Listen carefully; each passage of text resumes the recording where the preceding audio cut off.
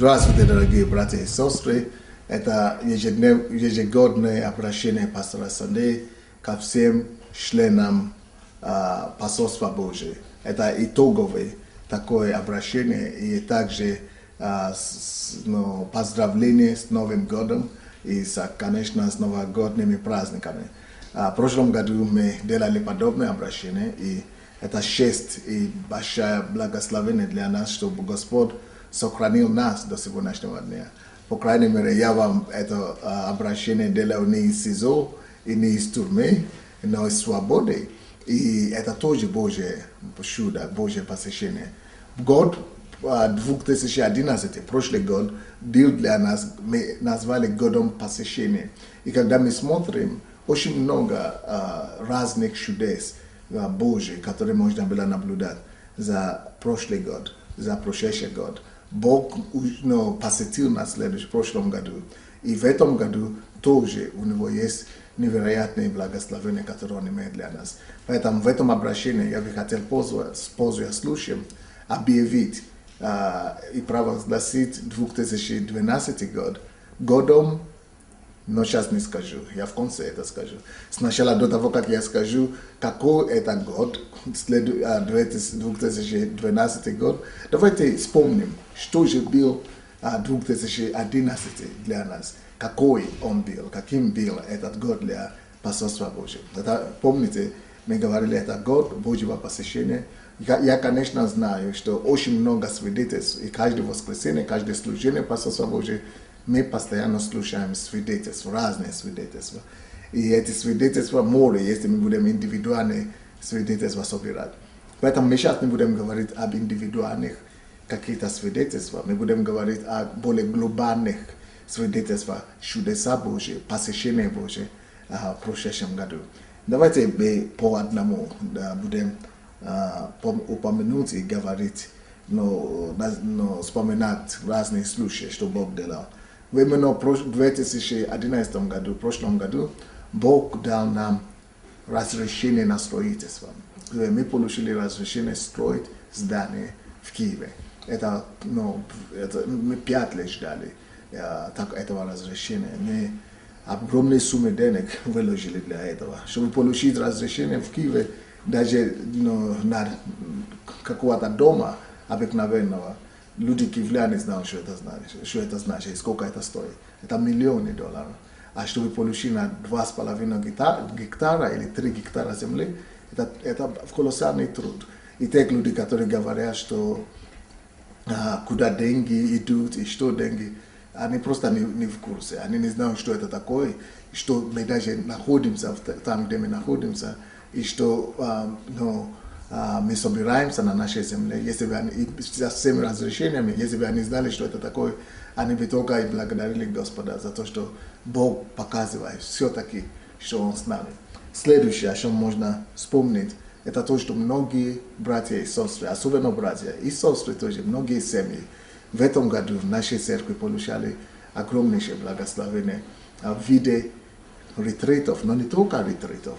Ретриты были в прошлом году, но в этом году мы начали проводить морские ретриты. И в этом году она получила популярность такой, что я сейчас получаю письма из разных деноминаций, даже из разных стран, из разных церквей, чтобы пропустить их людей к нам на морские ретриты.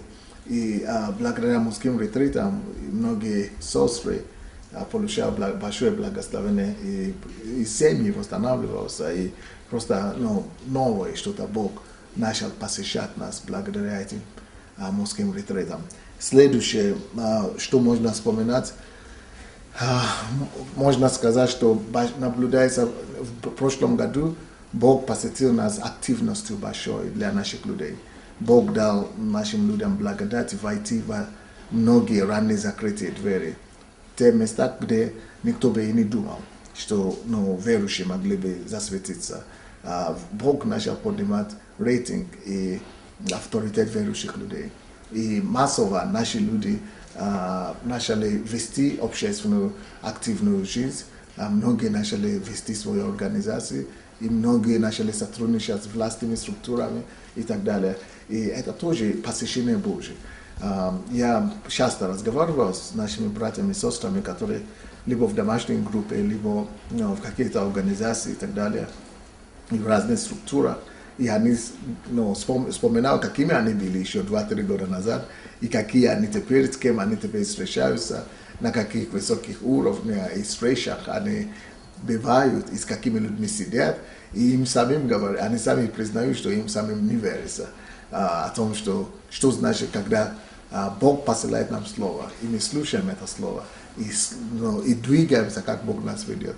Но невероятные чудеса и знамения Божьи мы начинаем видеть. И я вижу, что вот это было огромное посещение Посольства Божьего. Вот, наблюдать такую активность за нашими людьми. Следующее, также нужно благодарить Господа за то, что наконец-то мы 3 года ждали до сентября прошлого года, до 2011 года, чтобы суд наконец-то начался, чтобы вот это уголовное дело имело свой конец. И 3 года только расследовали, и неизвестно, что будет и как, что. Вы знаете, люди часто говорят, что ничего более страшного, чем неизвестность. А я думал по себе, конечно, что что-то неизвестно, тоже не так страшно. Вообще ничего не страшно. Но наконец-то мы можем сказать, что суд начался, и мы верим, что это начал конец. И через суд Господь положит конец к концу этим всем гонениям и преследованиям пастора Санде и Посольства Божьего. Следующее, что можно было отметить, в концу этого года активизировалось Божье благословение и посещение планы того, что государственные структуры стали как-то признавать больше наших людей. Только в этом месяце премьер-министр Украины Николай Азаров принимал имел встречи с некоторыми членами нашей церкви, с одной семьей, а потом с другими активистами церкви, которые побывали либо у премьер-министра в офисе, либо он, наоборот, посещал их. То есть, конечно, много людей живут в Украине, по крайней мере 45 миллионов, и не в каждую семью премьер-министр приходит. И не каждого он приглашает к себе в офис.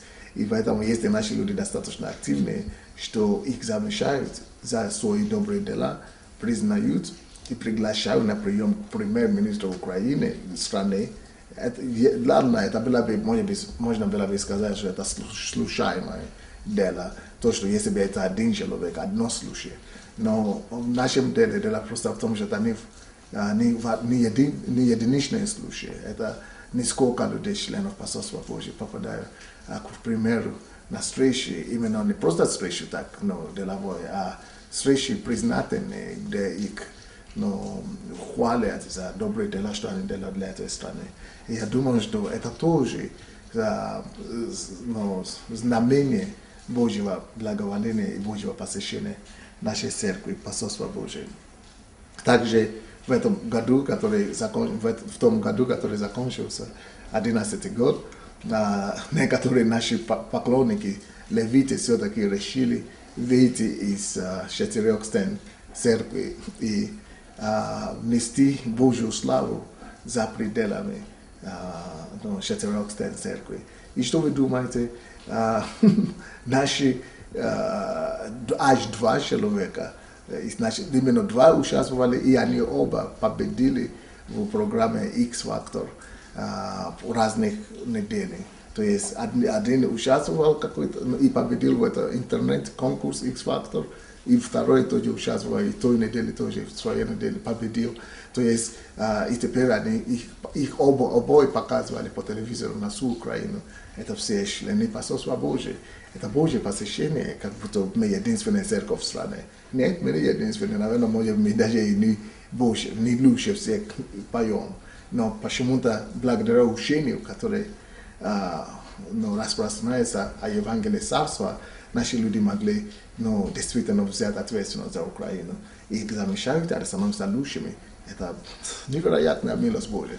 Поэтому, братья и сестры, как хотелось бы, чтобы мы с вами поменьше обращали внимание на негатив. А по Слову Божьему, если смотреть, сплошный негатив мы слышим.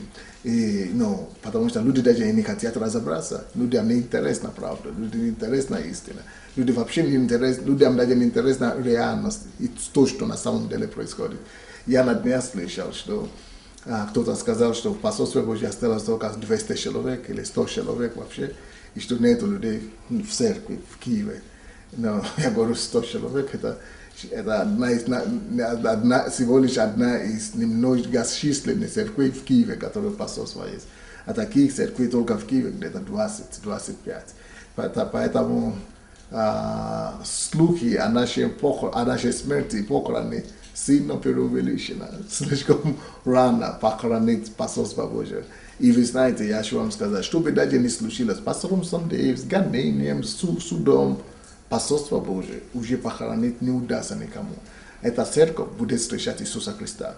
А то, что пастор Сандей сейчас проходит, это нужно, потому что освободителя уничтожить невозможно. Но несмотря на это, освободитель должен проходить через всякие неприятности, чтобы быть на том месте, где что проходит основной народ этой страны. Я должен пережить то, что я переживал, чтобы почувствовать на себе, как освободителя, то, что проходит невинные люди этой страны. И я смеливаюсь сказать, что нам не закончится вот эти практики осуждения и обвинения невиновных в Украине.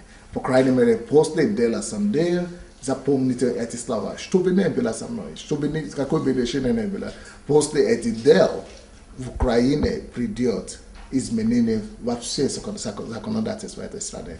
Не потому что мы такие мощные, а потому что принцип Бога работает именно вот так вот. И изменится эта страна. Лучше, чтобы кто-то платил цену, приносил себя в жертву, чтобы остальной народ мог жить лучше.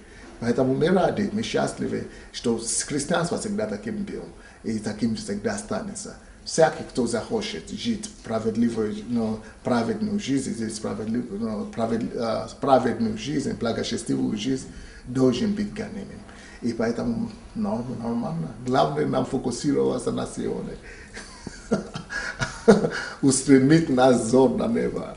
И не смотреть ни направо, ни налево. Продолжать этот период. Ну что ж, это еще не все чудеса, которые были в прошлом году в церкви посольства Божьей. И тоже очень много церквей начались в прошлом году. У нас была потрясающая пасторская школа. И начались церкви в Киеве, и начались другие церкви тоже по Украине и по всему миру. Мало того, мы также начали наконец-то ложить фундамент нашего здания. Мы уже сейчас заканчиваем этап фундамента здания, и мы надеемся, что до конца 2012 года, что у нас будет свой дом, что мы уже будем иметь церковь, где мы сможем назвать домом, и семья, и помещение, и кровь над головой. Уже не палатка, но действительно церковь, которая будет, по крайней мере, не хуже, чем европейского образца. Так что видите, что Бог для нас в год Божьего посещения. Так что не сосредотачивайте слишком много внимания на ваши какие-то неустройства, какие-то проблемы, обстоятельства. Давайте будем больше сосредотачивать внимание на Божьей милости, на Божьи чудеса. Итак, каким же будет 2012 год? Каким мы его объявим? 2012 год. Итак, раз, два, три, готовы? 2012 год мы решили объявить и назвать годом семейного счастья. Когда говорится о семейном счастье, я имею в виду семейного счастья в большом спектре этого слова. То есть это не только для женатых или незамужних. Мы говорим о счастье для молодых людей, которые не женаты и не замужем. Мы говорим о помолвках, которые будут в этом году. И мы будем об этих вещах говорить каждый месяц. Целый год я хочу сказать всем пасторам, чтобы мы все проповедовали каждый месяц, целый год, в течение всего года обращали внимание на вопрос семьи и семейного счастья. Будем говорить, конечно, о проблемах, о вопросах мужчин, женщин. Будем говорить о венчании, о семье, о разных этапах семейной жизни. Будем говорить о подготовке для детей, о воспитании детей. Но будем говорить о беременности, родах в этом году. Мы будем все эти темы коснуться. Будем говорить о муже и ее обязанности. Будем говорить о ребенке, что с ним делать. Будем говорить о подростках и как воспитывать подростки. Будем говорить о том, как давать образование детям, о высшем образовании. Будем говорить о том, когда дети уходят из дома. Будем говорить об взаимоотношениях между взрослыми детьми и родителями. Будем говорить о отношениях между бабушками и дедушками. Так что эта семья этот год будет годом семейного счастья в большом и в широком спектре этого слова. То есть, это начнется от неженатых молодых людей, до детей, до семейных отношений, до бабушек, до дедушек, все, весь спектр семьи. Так что это будет интересный, интригующий год, годом счастья для каждого человека, женатый, не женатый и так далее. Так что пускай Бог вас благословит в этом году. Обращаю ко всем пасторам, ко всем лидерам домашних групп, ко всем лидерам служения, ко всем социальным пасторам, ко всем классическим пасторам, ко всем лидерам пасторства Божьего, чтобы вы взяли эту запись и показали всем своим лидерам. Мы также выложим в интернете, что это наш и мой обращение к вам на новый 2012 год, чтобы этот год был годом счастья для каждого члена Церкви Пасторства Божьего, чтобы такие свидетельства, которые были в прошлом году, которые мы насчитали, чуть-чуть только, чтобы 2012 дал нам намного больше чудес и знамений, чтобы в конце этого года, который мы сейчас вступили, чтобы мы могли перечислить еще 2 раза больше чудес и знамений, которые Господь творит среди нас. Так что с Новым годом, с новым счастьем, Рождеством Христовым, давайте будем ждать великого Божьего чуда, особенно в направлении семьи и счастья жизни, личной жизни для каждого человека. Пасторство Божие, будьте благословенны.